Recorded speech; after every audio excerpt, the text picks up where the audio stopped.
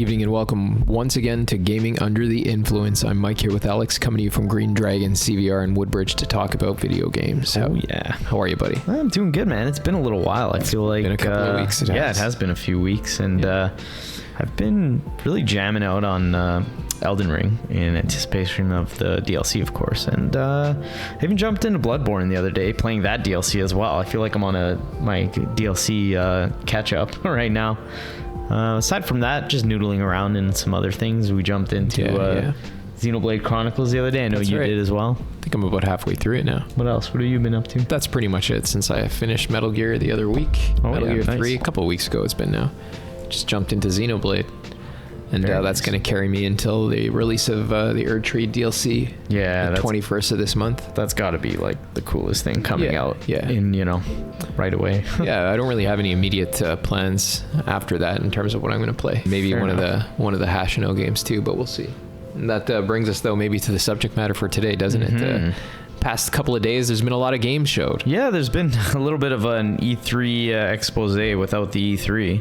Yeah, it's been the Summer Game Fest. Basically, yeah, Summer Game Fest. We were surprised to see some of the games that were shown. That kind of gave us a little bit more hope in a little bit of a slow year. Looking ahead to the rest of the year, it actually seems rather promising, I would say. It seems pretty packed as we get towards the end of the year. And,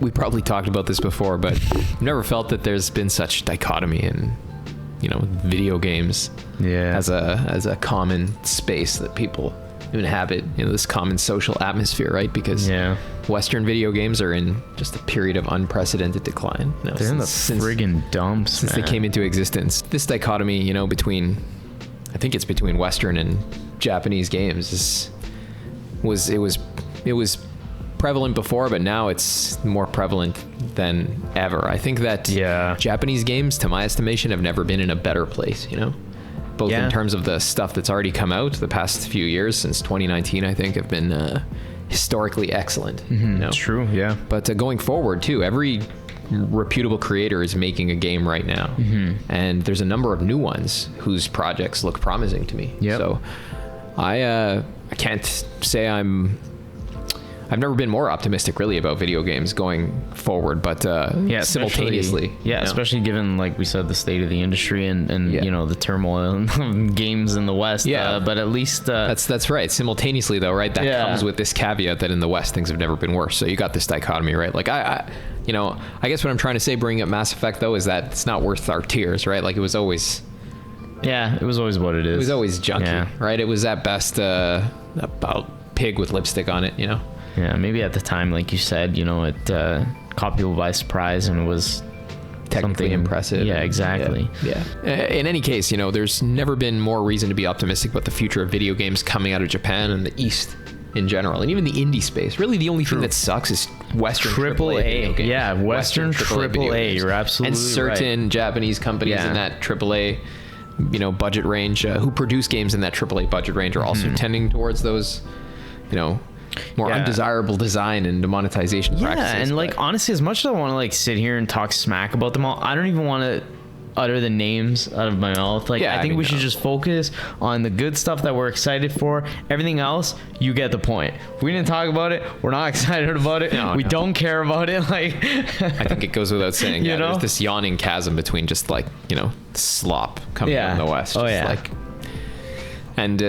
We talked the other week about video game authors and the necessity of having this guy with a concept that governs the whole production. And I think the games that we see coming out that are worth looking forward to all have such a person overseeing them. And the first one then we'll talk about is from Katsura Hashino, Studio Zero at Atlas. Same people who made Persona, at least Persona 3, 4, 5, as well as Shin Megami Tensei 3 and Catherine.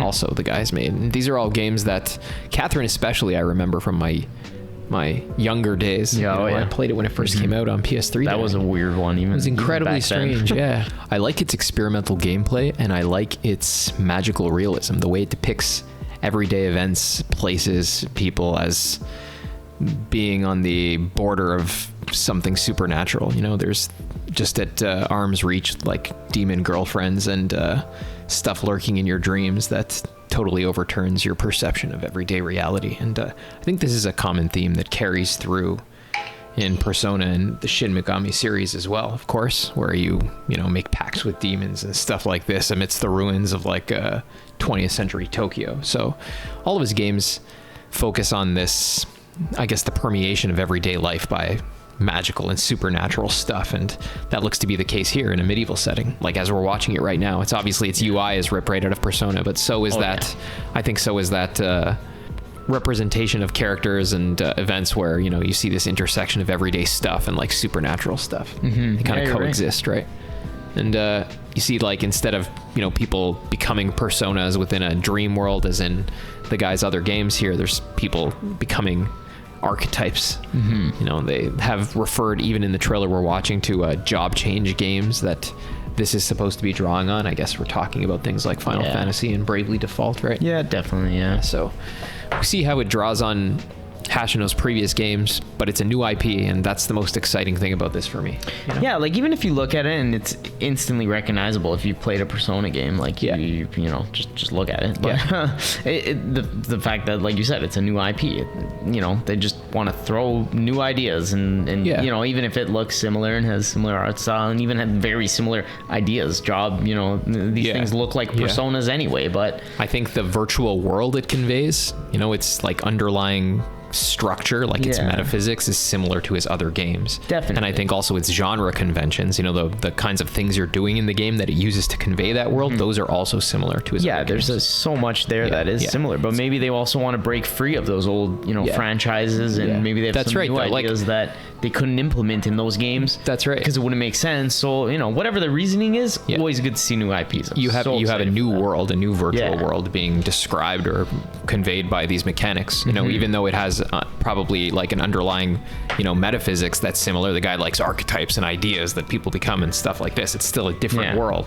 fleshing out those structures, and it's the same with the gameplay mechanics. And you can make little incremental changes to those mechanics too, like you just said, right? You can add something that wasn't in the previous game, do this or that kind of tweaking. So I think that this is the most desirable sort of situation when you have an established creator who's drawing on his previous accomplishments in a material sense and ensouling that matter with new ideas, right? Yeah, like this guy's lesser known than a Kojima or a Miyazaki, but he's doing basically the same thing. Yeah, he's definitely still got some, compared to a lot of other people whose projects I'm looking forward to personally, he's probably still got more under his belt than they do. True. In terms of big and critically acclaimed RPGs, right? Like Persona 4 and 5 been around forever. Yeah, especially those Personas. Yeah, they're regarded by most people as and the best Shin Megami Tensei he worked on as well. True, that's right. And Catherine, he's already done an original IP, I guess, that was unique. And has he been at Atlas, or has Atlas? He's been at Atlas. He's been at least partnered somewhat with Atlas, publishing his games probably his whole career, right? It's not unlike Miyazaki's situation where he got his start directing a pre-existing franchise like Armored Core, right? Right. Yeah. Yeah. And you got to work your way up somehow, right? Yeah.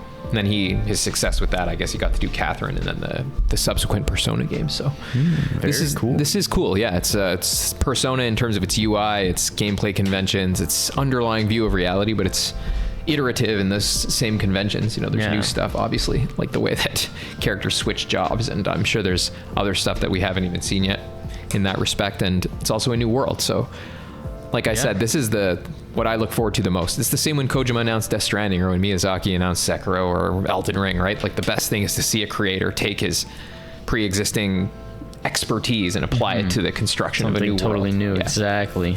Yeah, there's no reason to not be thrilled about this. That's exciting. And I do like in addition to it being a new IP, it's a fantasy setting and all this stuff, so I feel at home in those settings. I prefer those to school children myself. Then the Persona games, I can see that too. Like I've taken, I've played a lot of Persona 4 and I do like it. It's a fantastic game, but I can see like, not really appealing to the kind of teeny like high school thing. It's okay, but you kind of get tired of it. That's the guy's thing. Anyway. I understand what he's doing. He's kind of like, this looks a bit different. He's kind of supernaturalizing that whole, I don't even know what genre that falls into. I'm sure there's a name for it, but that whole high school drama thing, right? Yeah. Yeah. But it's cool to see that attitude applied in a new format, and looking forward to this game. Comes out October 11th, 2024. That's Metaphor Refantasio by Katsura Hashino. Beautiful. The next one. What else we got? We're looking at Slitterhead. Ooh, this is the Silent Hill creator, was This it? is Toyama, the Silent Hill and Gravity Rush creator. He also did the Siren series on PS2 and PS3. Huh. So he, I think, is definitely a lesser known creator when you Yep. compare him even to guys like Hashino. Absolutely. But his games are super cool in that, as radically different as they might be, something like Silent Hill and Gravity Rush, there's always this interrogation of religious themes, essentially. There's some cult or godlike figure attempting to mess with the fabric of reality. And, you know, as you can tell by talking about games as different as Silent Hill and Gravity Rush, it's probably not like Miyazaki or Hashino, where the guy has a characteristic gameplay style. And here we they see experiment a little bit more with that stuff. Yeah, and it's and risky, but it is, and that's part I of think his thing, right? Yeah, that's what we see going on here. It's definitely not like a UI transfer like Hashino's game is, right? Where we're looking at this and it's like, oh, it's Gravity Rush. Oh, it's Silent Hill. No, it's obviously not, right? And whatever it is, it's totally a redesign in terms of its, you know, genre conventions as well as the world they're conveying. But I like that, you know?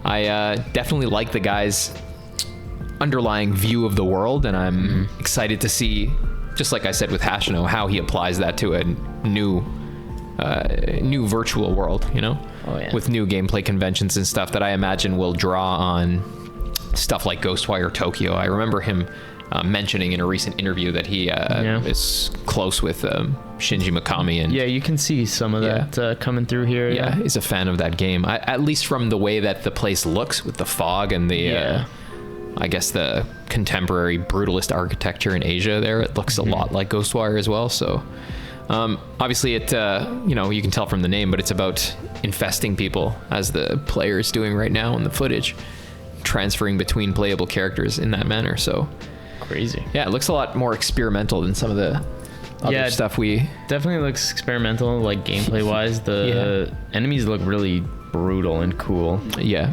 Just absolutely horrifying, which... Oh, look, you can even possess a dog. Yeah. That's sick. Yeah. Sold. I'm sold. Yeah, coming in November. So this is something else that's worth checking out, in my opinion, based on Toyama's, you know...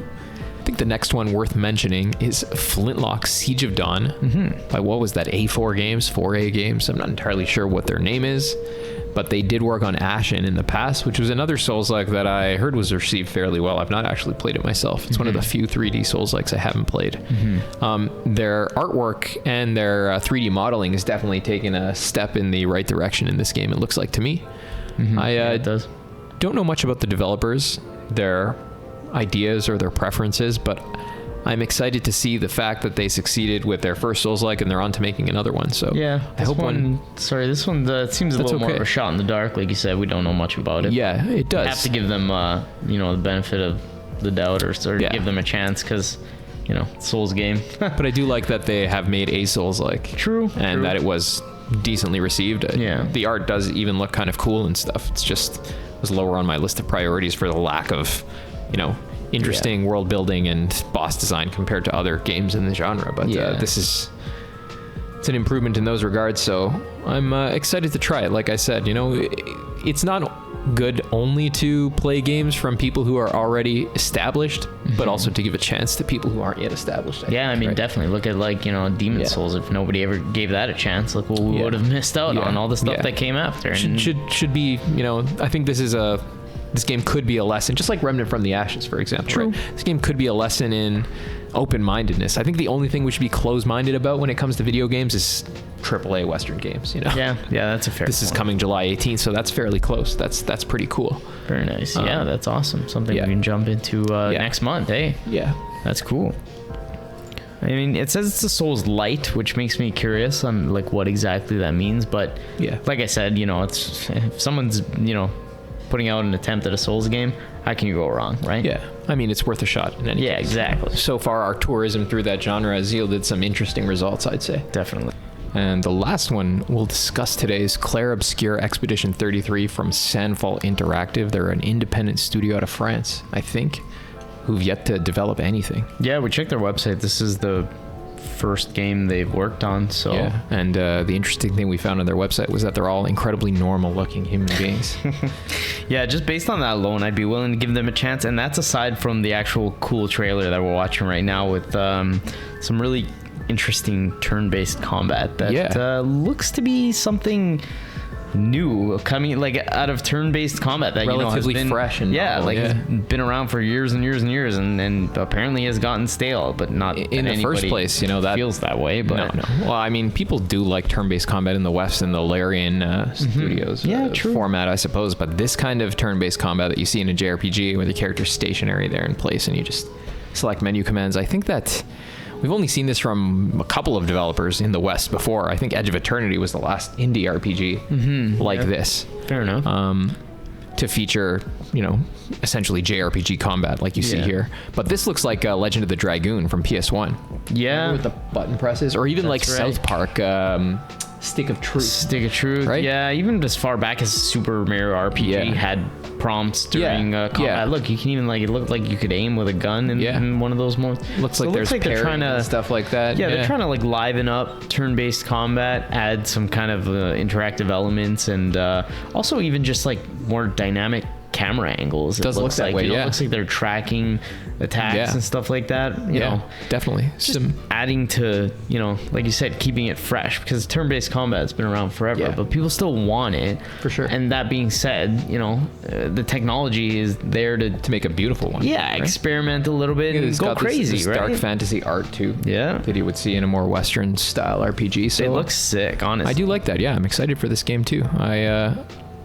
Like I just said, trying out the work of new developers is always a pleasure. Yeah, that's the other thing. I mean, guaranteed it's their first game, so it's obviously a new IP, and that's It's made in Unreal too. It makes it possible for these guys to develop these beautiful looking projects, and as long as their art is unique, it carries the thing on its own, right? true. Yeah, I think the games we highlighted look really sick, and I'm really looking forward to them. Honestly, I me can't too. wait. I think in spite of the total ruination of the Western industry, things in video games have never been better. That's Every fair. great creator, in addition to the ones we just listed, there's also Miyazaki, Kojima, Yep. anybody you could think of working on a new project right now. I'm sure even guys like Takahashi and the Zelda crew are at work on something. Oh yeah, definitely, 100%. So, excellent reason to be optimistic. Everyone who's still alive that ever made a good video game is still making one. Still making them. They're And the making people them. who made subpar ones, well, they're not going to be making them anymore. And I think that's great, man. I'm happy. So, Yeah. we'll be back next week. Maybe we can talk about those Chinese Souls-likes. Thank you guys very much and take care. Oh yeah.